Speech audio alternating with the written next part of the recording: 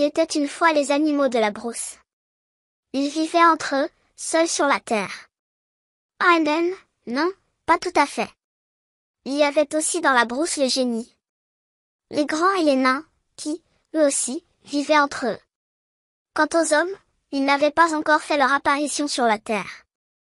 À cette époque-là, lointaine, très lointaine, il n'y avait sur toute la surface de la terre qu'un seul cours d'eau, une petite rivière aux eaux salées, qui appartenait au petit hérisson. Un génie. Nain, un Woclony, avait eu la gentillesse de la lui montrer. C'est pour toi. Si quelqu'un y boit sans ta permission, la rivière disparaîtra. Si tu refuses à qui que ce soit la permission d'y boire, la rivière disparaîtra pareillement.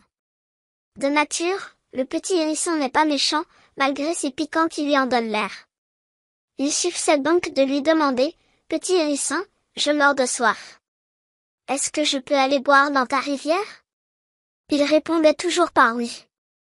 Et on pouvait se désaltérer à satiété. Mais un jour, l'éléphant, piqué par on ne sait quelle mouche, se leva et déclara, « Moi, le plus grand de tous les animaux, le plus puissant, le plus fort, que je sois obligé à chaque fois de demander la permission à ce petit rien de hérisson, est inacceptable. Je ne le ferai donc plus. Désormais, je boirai sans sa permission. » Le petit hérisson n'était pas présent. Mais les autres animaux, qui attendaient son arrivée, dirent à l'éléphant.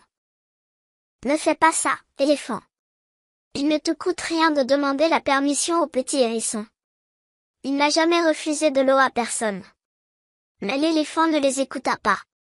Il se leva et alla boire l'eau de la rivière. À peine eut-il commencé à boire que la rivière se retira. Et l'éléphant partit en barrissant. Quelques instants après, arriva le petit hérisson, qui trouva que sa petite rivière aux eaux salées était à sec. Il se dressa sur ses petites pattes et demanda, « Qui a bu toute l'eau de ma petite rivière ?»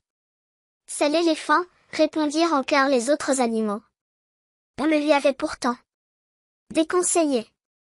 Et le petit hérisson de se dresser sur ses petites pattes et de chanter de sa voix courroucée. « Ma petite rivière à moi.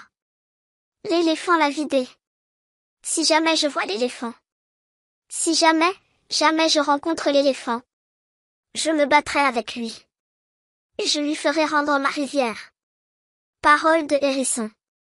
Ce disant, le petit hérisson partit à la recherche de l'éléphant. Il trottinait tout seul dans la brousse.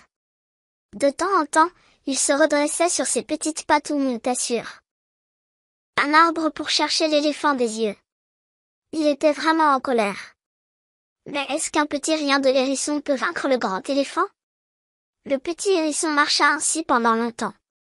Ce fut vers le petit soir qu'il vit l'éléphant. Le gros pachyderme avait fini d'engloutir des tonnes et des tonnes de nourriture et se reposait au rayon couchant du soleil. Il dormait. Le petit hérisson se dirigea droit sur lui. Il lui donna un coup de patte, puis un autre et un autre encore. L'éléphant se réveilla. « C'est toi qui as bu toute l'eau de ma petite rivière à moi ?» demanda le petit hérisson en colère. « Oui, c'est moi. C'est bien moi. Et que veux-tu ?» bougonna l'éléphant. « Me battre avec toi. » Ah, ah, ah, éclata de rire l'éléphant. « Te battre avec moi? Est-ce que tu n'es pas devenu fou? » En réponse, le petit hérisson se mit à frapper l'éléphant. Alors l'éléphant se fâcha. Il se leva. Il leva sa trompe et frappa à son tour le petit hérisson. C'était ce qu'il ne fallait pas faire.